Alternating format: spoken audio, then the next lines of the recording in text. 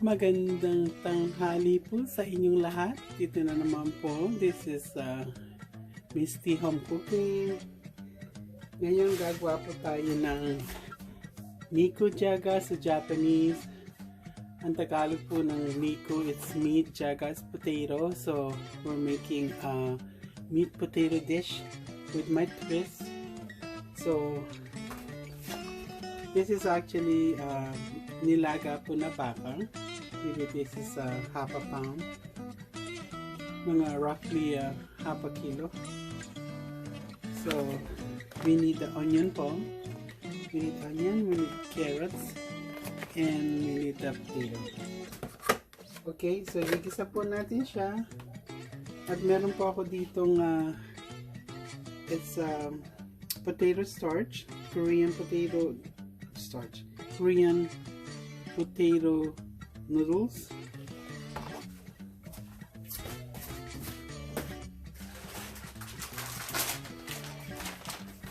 So ito po siya, sweet potato noodles siya. So para po siyang ano yung ang tawag po dito, yung pansotanghon, pero mas malaki siya sa kaysa may dalap sa potatoes. So yun po yung magiging twist natin. That's gonna be the twist.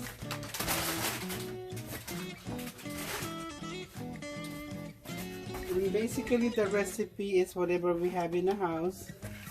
So I'm gonna put some soy sauce, a little bit of sesame seed oil, tsaka po ng brown sugar. Okay? So gawin po natin. Let's begin sauteing. So we're gonna saute. We need some oil. I have some oil over here. Okay, gonna get some of it. You still rolling, guys? Alright.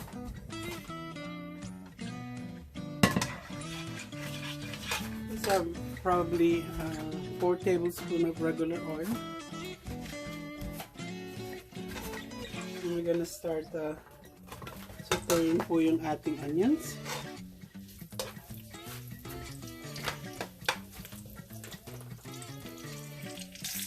Okay, when the onion is translucent, we're gonna put the carrots, and we're gonna put the potatoes.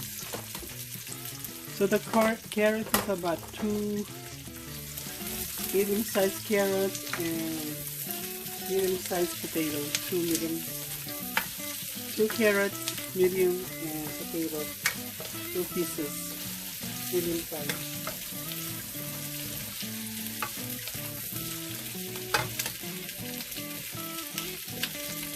In about 2-3 minutes.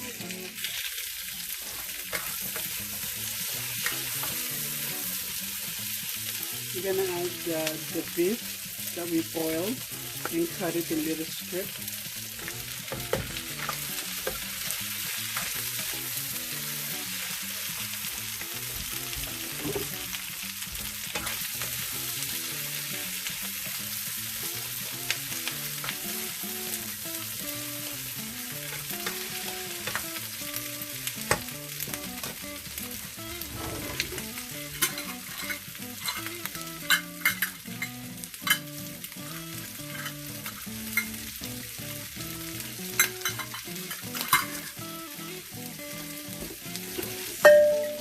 As far as the soy sauce, this actually just estimated it.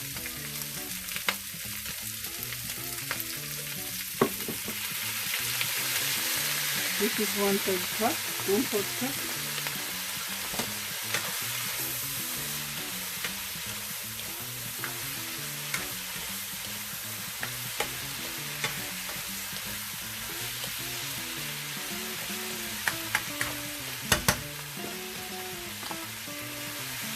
Okay, and we're gonna put water.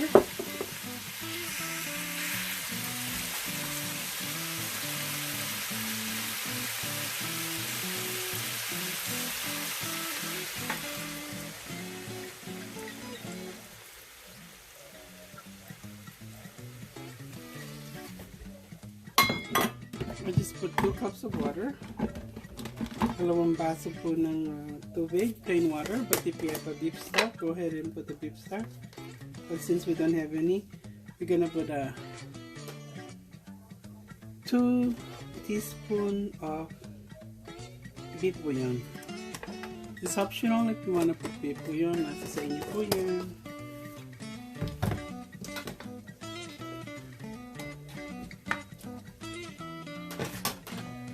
And at this point, we're gonna put po yung ating sweet potato noodles. That's only a handful. Because you don't want to overpower the meat. Ouch! Woohoo! It's that hot. Alright. So mix po lang natin siya. And we're gonna adjust the flavor after 4 or 5 minutes. Okay.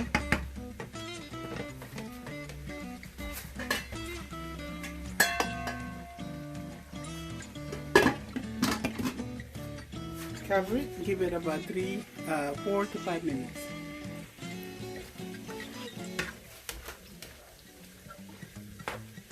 This is only about 2 minutes boiling. So, i-adjust po natin yung flavor. So, we're gonna put some brown sugar.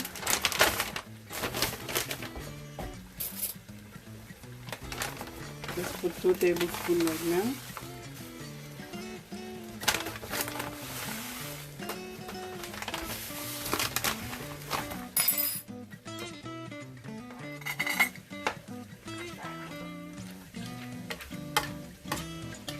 Matigas pa po yung potato.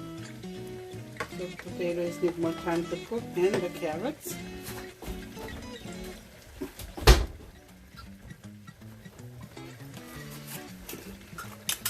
Lagyan po natin ng black pepper.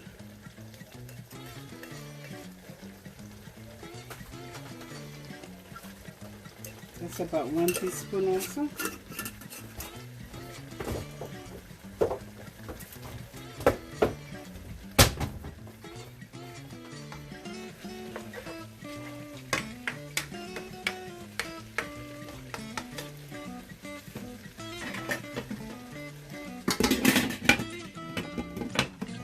Okay, 3 more minutes, guys.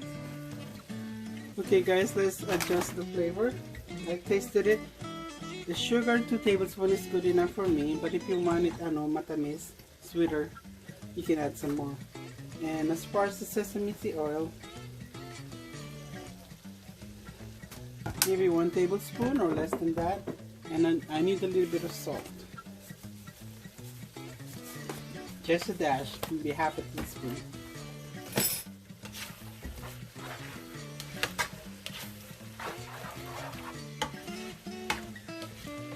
So yung noodles po malambot na siya, pero yung potato saka carrots, we need a couple more minutes. Saka meron pa tayong we still have liquid. Yeah, give it about 2 more minutes. And then ready to serve na siya.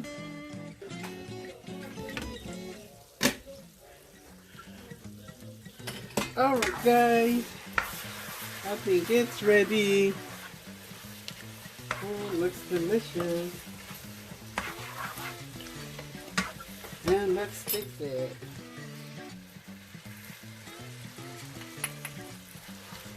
Wala na po siyang liquid.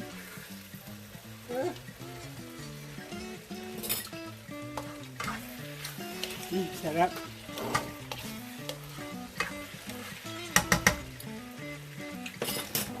Rating na po siya.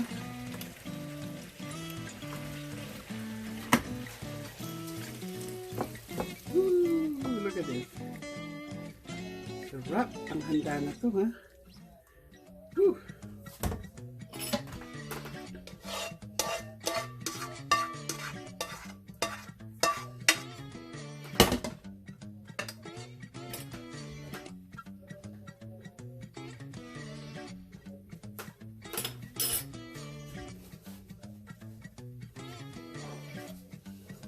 try niyo po yung recipe. Simple, saka yung mga ingredients is easy to reach. Nasa bahay po natin yung mga ingredients.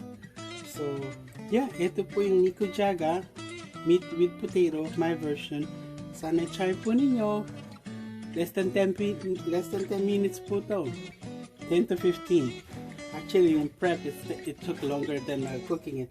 So, sa susunod po, try my nikujaga. Thank you for watching. If you like this video, give it a thumbs up. And if you're not subscribed yet, paki-subscribe naman po. Sa susunod po, ito po si Misty. Try niyo po yung aking nikujaga meat potato dish. Maraming po salamat. Bye!